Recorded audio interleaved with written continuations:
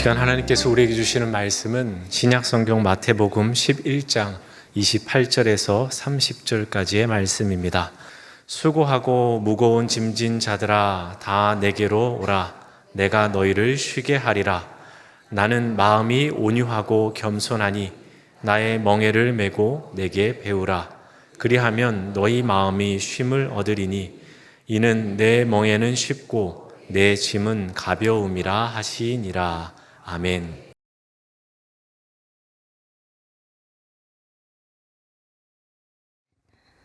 (1년에) 한 번씩 제게 수요 예배 설교를 할 수 있는 기회가 돌아옵니다. 하나님께서 무엇을 전하길 원하실까 질문하고 있을 때였습니다.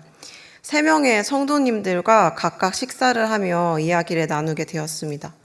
그런데 놀랍게도 3분 모두 구체적인 내용은 다를지라도 본질적으로는 같은 문제로 고민을 하고 계신다는 것을 발견하게 되었습니다.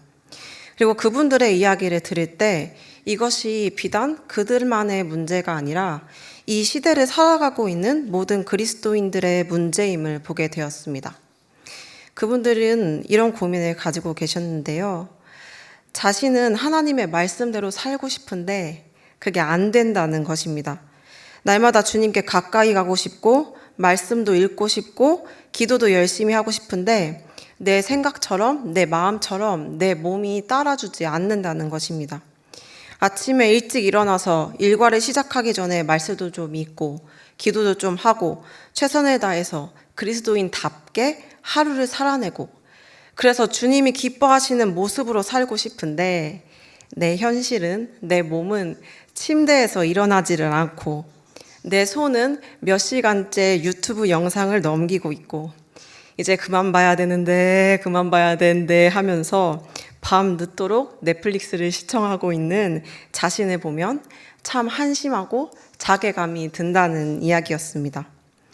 아침부터 저녁까지 이렇게 해야 하는데 저렇게 돼야 되는데 하면서 불안해하다가 결국 아무것도 자신의 바람대로 이루지 못하고 죄책감에 찌들어 잠에 들고 결국 또 다시 해내지 못했다는 무거운 마음으로 눈을 뜨는 일상이 너무 답답하고 힘에 든다고 말씀하셨습니다.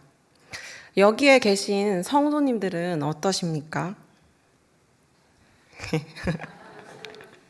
이런 나날들이 반복되다 보면 결국 뭔가를 시도하는 일이 그리스도인으로서 살아내겠다는 다짐이 무색해집니다. 그리고 결국 끊임없는 죄책감에 시달리다가 아무것도 시도하지 않게 됩니다. 은혜를 받는 것이 두려워지고 어차피 안 될 일 그저 사라지는 대로 흘러가는 대로 살아가겠다 다짐하게 됩니다. 왜 우리는 예수 그리스도를 나의 주인으로 영접하고 변화된 삶을 살고 싶은데 우리의 삶은 이전과 달라지지 않는 것일까요? 예수 그리스도를 믿고 이제는 나의 열심과 나의 의로 살지 않겠다고 결심했는데 왜 여전히 나는 내 힘으로 자신을 변화시키려고 열심히 노력하면서 끝없는 죄책감과 자책에 시달리고 고통받고 있는 것일까요? 나의 의를 내려놓는다는 것은 분명 막살라는 뜻은 아닐 텐데 어떻게 하면 나의 의를 내려놓으면서도 그리스도인으로서 올바른 삶을 살아갈 수 있을까요? 오늘 이와 같은 고민으로 죄책감에 고통받고 계신 성도님들에게 오늘 주님께서 말씀하십니다. 마태복음 11장 28절 말씀입니다. 수고하고 무거운 짐진 자들아. 수고하고 무거운 짐진 자들아. 성도님들, 그 짐이 얼마나 무거우십니까? 좀 더 나은 삶, 좀 더 옳은 삶, 좀 더 그리스도인다운 삶을 살아내겠다는 의무감에 얼마나 어깨가 무거우십니까? 그리고 언제나 기준에 도달하지 못하는 자신을 보며 얼마나 마음이 답답하고 속상하십니까? 로마서 7장 14절에서 15절 말씀 그리고 22절에서 24절의 말씀을 함께 읽겠습니다. 시작. 우리가 율법은 신령한 줄 알거니와 나는 육신에 속하여 죄 아래에 팔렸도다. 내가 행하는 것을 내가 알지 못하노니 곧 내가 원하는 것은 행하지 아니하고 도리어 미워하는 것을 행함이라. 내 속사람으로는 하나님의 법을 즐거워하되 내 지체 속에서 한 다른 법이 내 마음의 법과 싸워 내 죄의 법으로 나를 사로잡는 것을 보는도다. 오라, 나는 공고한 사람이로다. 이 사망의 몸에서 누가 나를 건져내랴.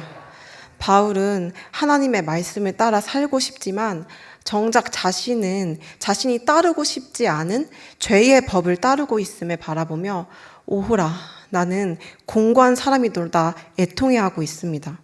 오늘 바울의 이 고백이 자신의 고백처럼 느껴지시는 분들이 계십니까? 그런 자신을 보며 비통해하고 절망하고 계신 분들이 계십니까? 할렐루야, 주님을 찬양하시기 바랍니다. 왜냐면요, 여러분들은 어린아이와 같은 심령이 되셨습니다. 주님께서 말씀하십니다. 수고하고 무거운 짐진 자들아, 다 내게로 오라. 내가 너희를 쉬게 하리라. 여기서 쉬게 하겠다는 말씀은 마지막 때에 우리가 얻을 영원한 안식을 가리키는 것만은 아닙니다. 일상생활에서의 모든 갈등을 해소한 상태에서의 평화와 안식, 죄에서의 해방과 율법의 속박에서의 해방, 불안과 염려, 고통에서의 해방을 가리킵니다.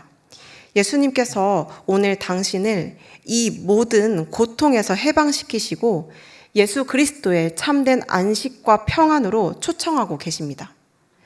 그렇다면 여기서 구체적으로 예수님의 초청을 받은 사람들은 어떤 사람들입니까? 여기서 주님이 초청하고 계신 대상은 25절, 지혜롭고 슬기로운 자들이 아닙니다. 즉, 자신이 안다고 생각하는 자들이 아닙니다. 예수님께서 하나님 나라의 말씀을 던지시고 선포하셨음에도 불구하고 자신의 경험과 지식, 자신의 편견을 가지고 오히려 하나님의 말씀을 판단하고 평가하는 자들이 아닙니다.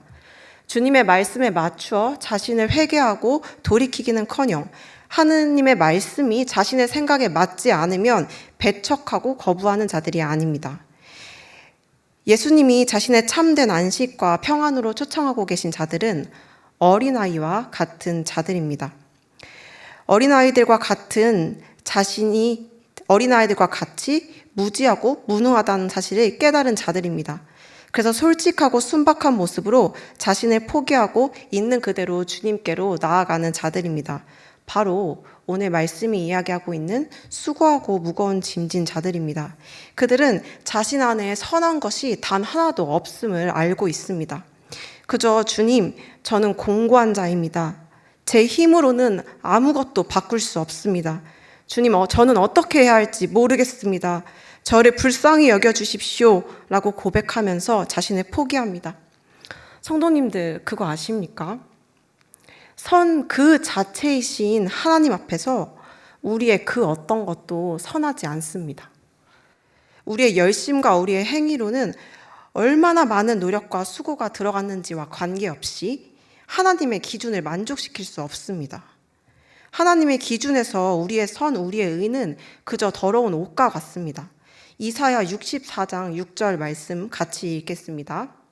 무릇 우리는 다 부정한 자 같아서 우리의 의는 다 더러운 옷 같으며 우리는 다 잎사귀같이 시들므로 우리의 죄악이 바람같이 우리를 몰아가나이다. 완전한 선이신 하나님 앞에서 우리의 최선도 가장 악할 뿐입니다. 우리는 그것을 인정해야 합니다. 먼저 그것을 받아들여야 합니다. 가장 먼저 예수 그리스도 안에서 우리가 자유함을 누리기 위해 우리는 모든 자기의 의를 내려놓아야 합니다. 모든 자기의 의를 내려놓는다는 것은 자기 속에 하나님 앞에 그 어떠한 내놓을 만한 단 하나의 선함도 없음을 철저하게 깨닫는 것입니다. 사랑하는 성도님들은 지혜롭고 슬기로운 자이십니까? 아니면 오늘 우리 안에 자신을 단 하나도 선하게 할 능력이 없다는 것을 겸허히 받아들이며 주님께 자신을 내어드리는 어린아이와 같은 자이십니까?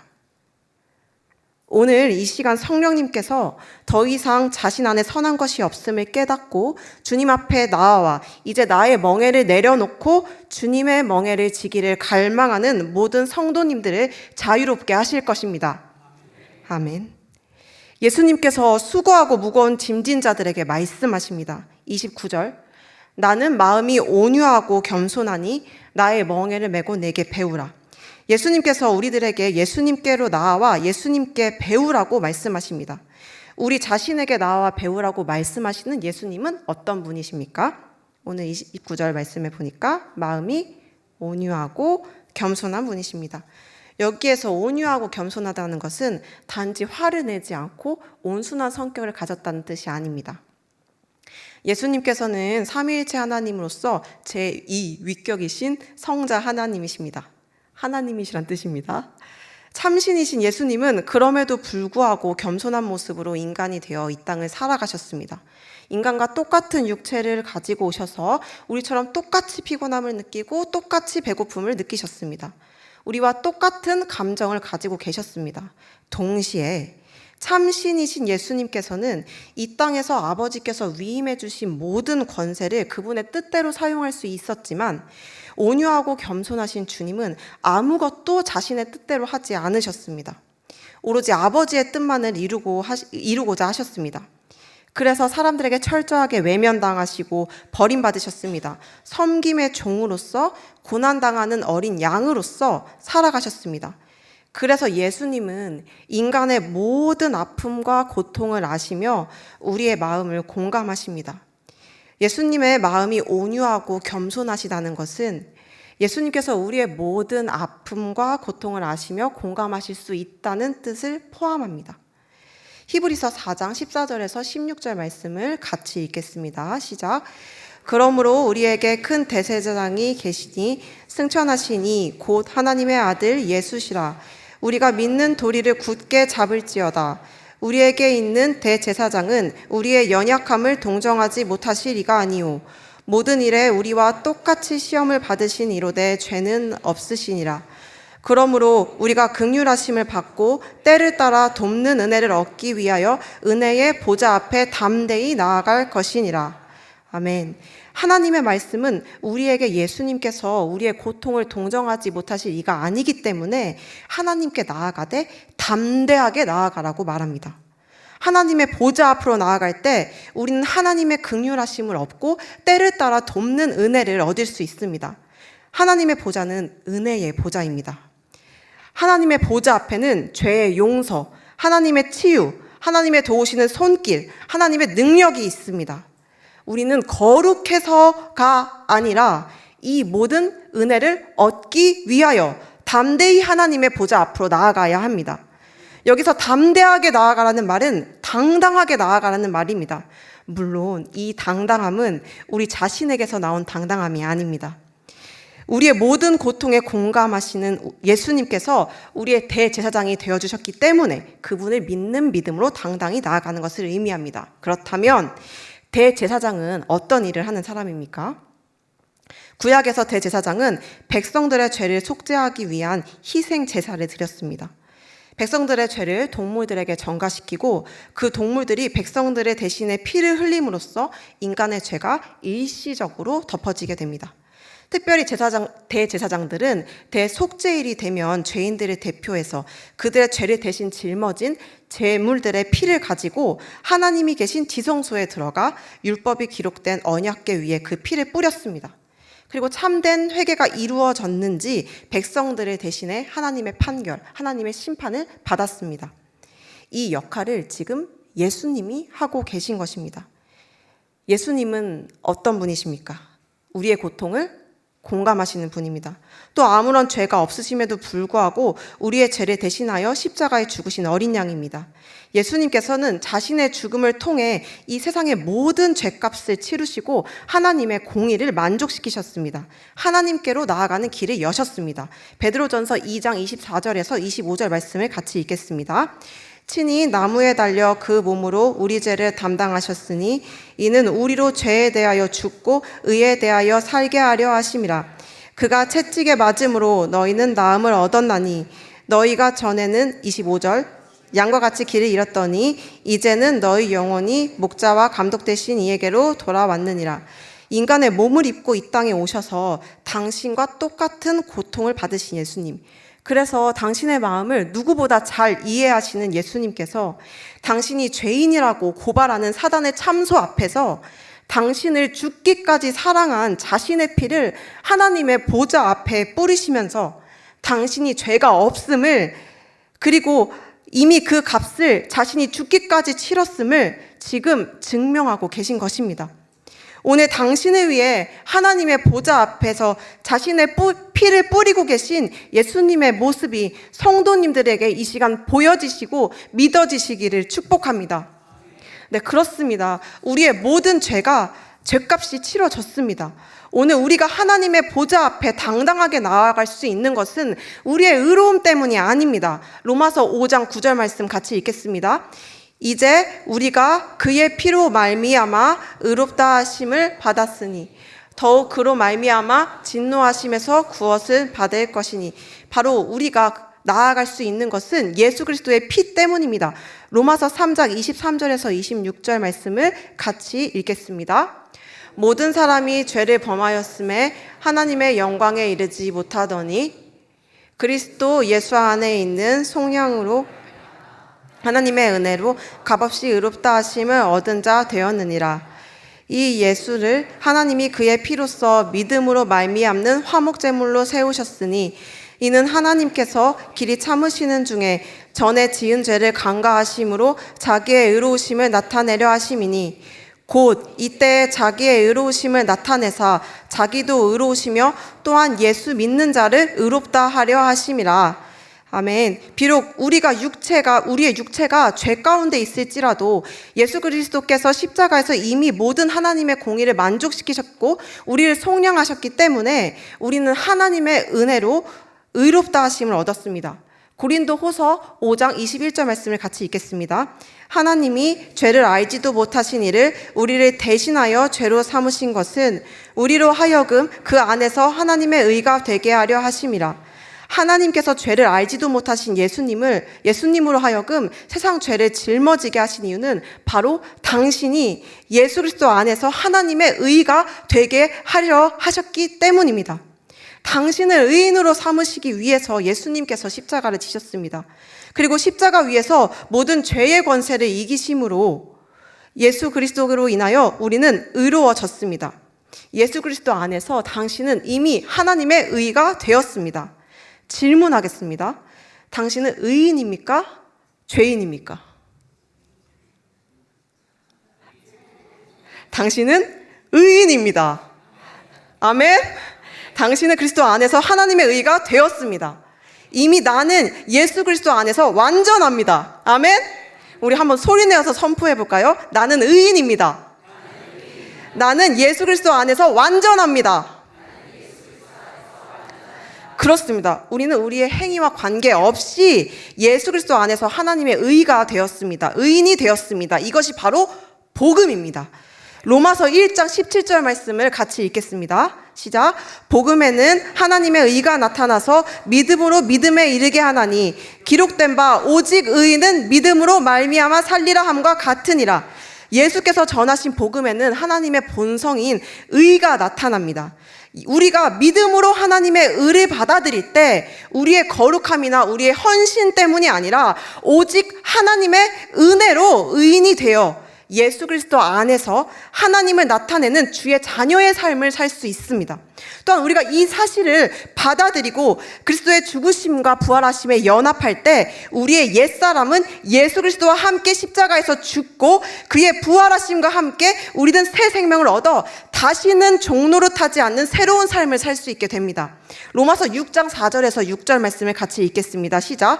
그러므로 우리가 그의 죽으심과 합하여 세례를 받음으로 그와 함께 장사되었나니 이는 아버지의 영광으로 말미암아 그리스도를 죽은 자 가운데서 살리심과 같이 우리로 또한 새 생명 가운데서 행하게 하려 하심이라. 만일 우리가 그의 죽으심과 같은 모양으로 연합한 자가 되었으면 또한 그의 부활과 같은 모양으로 연합한 자가 되리라. 우리가 알거니와 우리의 옛사람이 예수와 함께 십자가에 못 박힌 것은 죄의 몸이 죽어 다시는 우리가 죄에게 종노릇하게 하려 하지 아니함이니 우리가 예수 그리스도를 영접하고 세례를 받을 때 죄의 종노릇하던 옛 자아, 옛 본성, 우리의 죄성은 그리스도와 함께 죽습니다. 이로 인해 우리 안에 있는 어둠의 영은 떠나가고 그 대신 우리 안에 임하신 하나님의 영으로 말미암아 우리 안에 거룩한 새로운 자아가 만들어집니다. 그것이 우리의 새로운 존재의 본질입니다. 예수 그리스도 안에 있는 새로운 피조물, 그게 바로 당신입니다. 여러분들은 더 이상 죄 가운데 있지 않습니다. 예수 그리스도 안에 있습니다. 우리가 새로운 존재가 된 것은 내 힘으로, 내 행위로 만들어낸 것이 아니라 죽으시고 부활하신 예수님께서 내 안에 오심으로 내 안에 새롭게 창조된 것입니다. 예수님 때문에 새로운 존재가 된 것입니다. 이제 우리는 오직 예수 그리스도 안에서 하나님의 의, 곧 하나님의 성품과 능력을 나타낼 수 있는 존재가 되었습니다. 아멘? 그런데 사단은 우리가 이 복음의 진리를 믿지 못하도록 죄책감으로 우리를 몰아넣습니다. 여전히 우리에게 죄인이라고 말하는 것입니다. 우리의 존재의 본질은 예수 그리스도 안에서 이미 새롭게 되었으나 우리의 마음과 육신이 여전히 죄를 짓고 있습니다. 그래서 그걸 가지고 사단이 우리를 속이는 겁니다. 우리는 이미 예수 그리스도 안에서 새로운 피조물이 되었는데 사단은 여전히 옛 자아가 이전과 동일하게 존재하며 그 거짓된 본성이 여전히 당신이라고 믿게 만듭니다. 내가 예전에 이런 사람이었는데 라고 하면서 옛 사람을 붙들게 합니다. 더불어 의로워지기 위해서 너가 무엇인가를 하라고 합니다. 넌 지금 부족해. 너는 모자라. 너는 의인이 아니야. 그러니까 의인이 되기 위해서 성경을 읽어라. 너의 열심으로 기도를 해라. 너가 더 봉사하고 더 열심히 살고 더 최선을 다해서 뭔가를 해내면 너는 그때야 의인이 될 수 있다. 그래야 사랑을 받을 수 있다고 말합니다. 우리가 사랑받지 못했던, 인정받지 못했던 과거를 들먹이면서 이 말을 합리화시킵니다. 우리에게는 가장 가까운 사람들에게 사랑을 받고 싶었지만 사랑받지 못했던 과거가 있습니다. 우리의 과거는 우리의 자아를 형성합니다. 사단은 속삭입니다. 너의 어릴 적을 생각해봐. 그렇게 해서 사랑을 받을 수 있겠어? 인정을 받을 수 있겠어? 사람들에게 사랑받기 위해서 그렇게 열심히 해야 하는데 그래도 아무도 안 알아줬는데 하물며 완전하신 하나님께는 어떻겠어? 더 열심히 해야지. 더 최선을 다해야지. 그래서 우리가 예수 그리스도와 분리되어서 너는 의인이야. 너는 이미 내 안에서 완전해 라고 말씀하시는 하나님의 말씀을 믿지 못하고 나는 죄인이야. 나는 모자라. 나는 부족해 라고 생각하면서 자신의 힘으로 의로워지도록 하나님의 사랑을 얻어내고자 노력하도록 만듭니다. 이미 옛자, 죽은 그 옛자를 붙들고 결핍된 상태에서 살아가게 하는 것입니다. 여러분, 근데 그거 아십니까?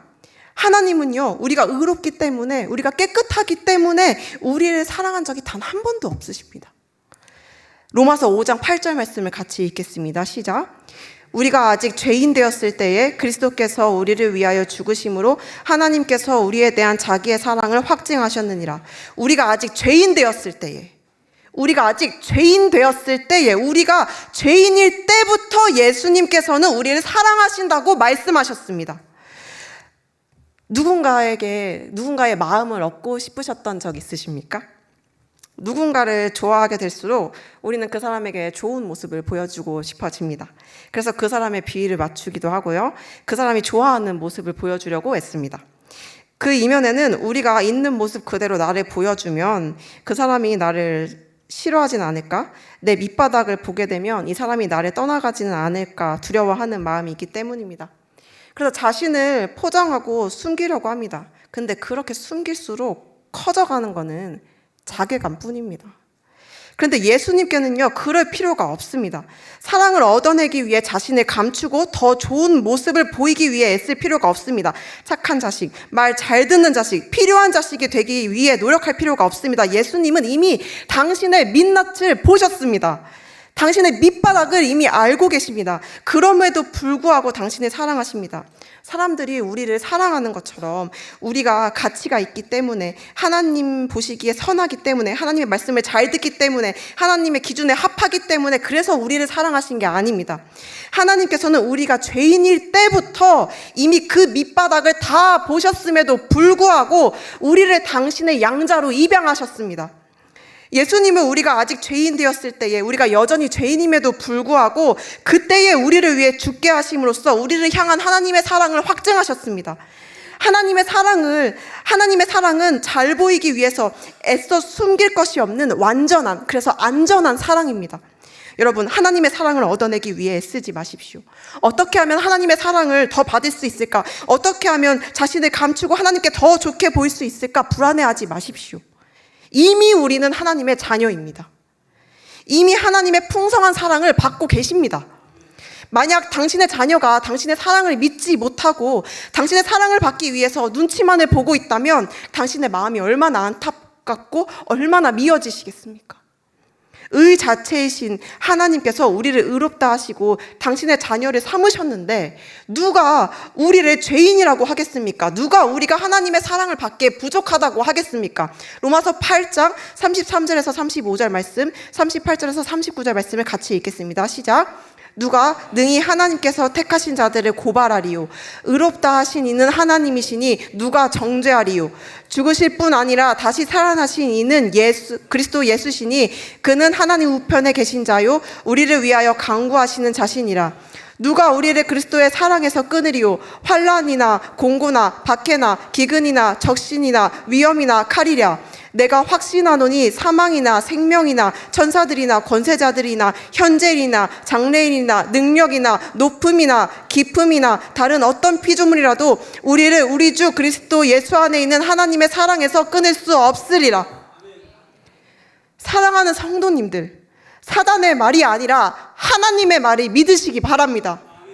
사단이 여러분의 생각에 속삭이는 것을 믿고 그대로 그것이 자신이라고 믿음으로써 나는이라고 말하며 사단에게 여러분들을 향한 통치권을 내어주는 것이 아니라 하나님께서 여러분께 말씀하시는 말씀 그대로를 믿으시고 그 말씀 그대로를 선포하시기 바랍니다.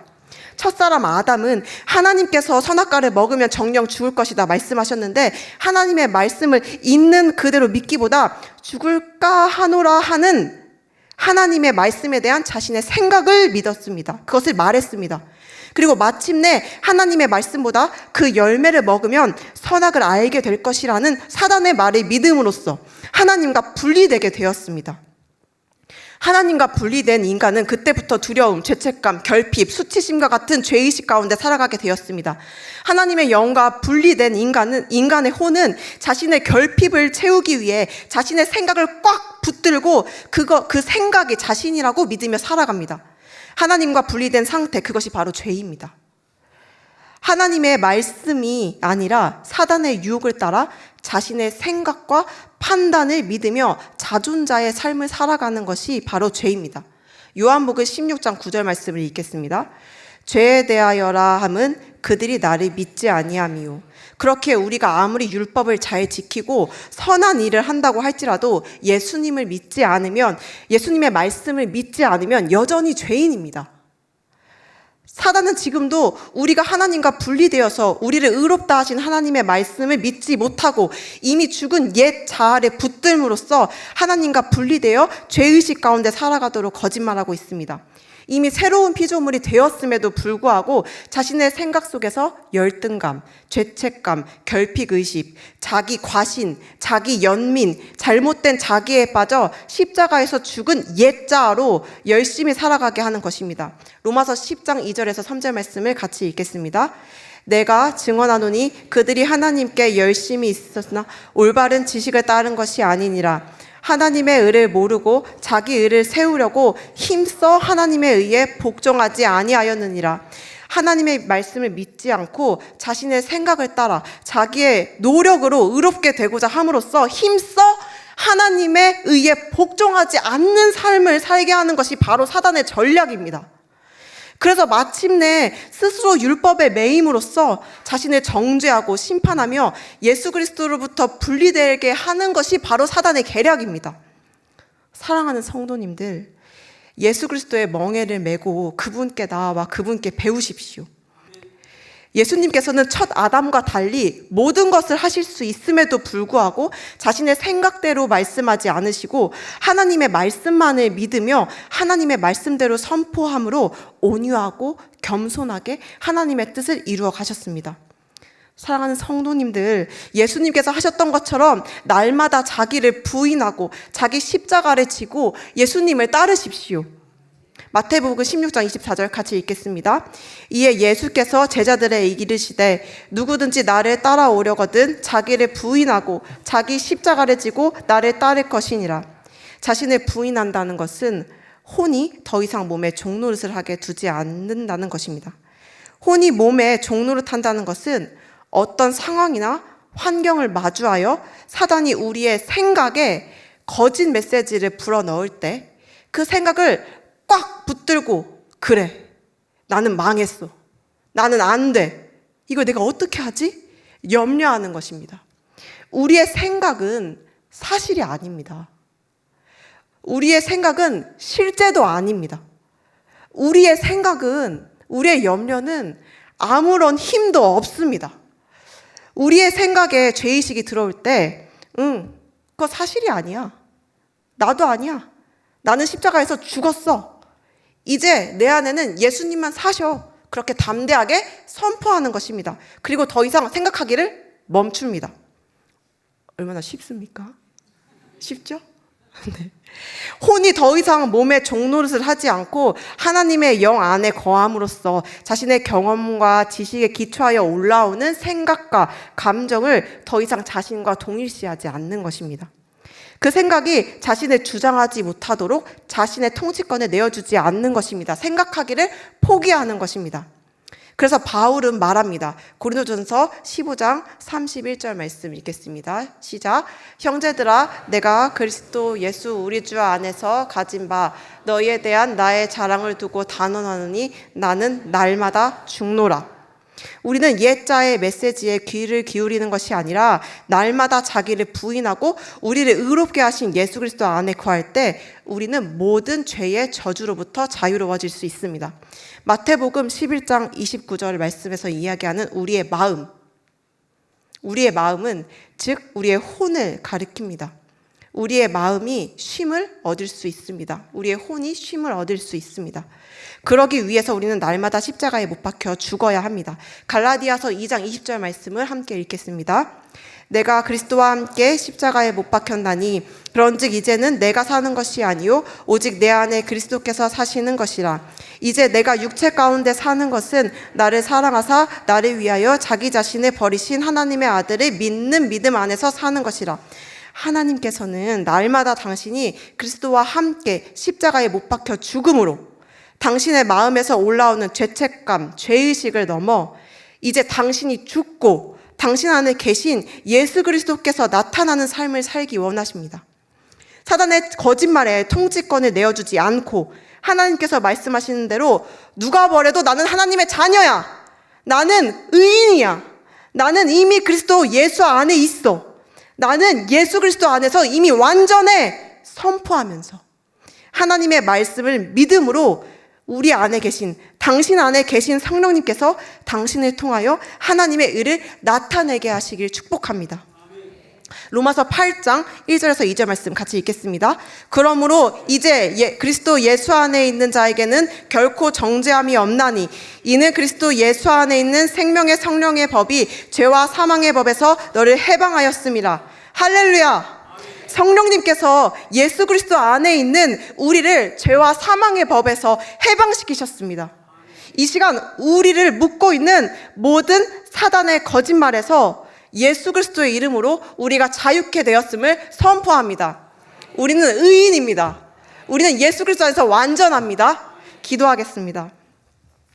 하나님, 우리는 주님의 자녀입니다.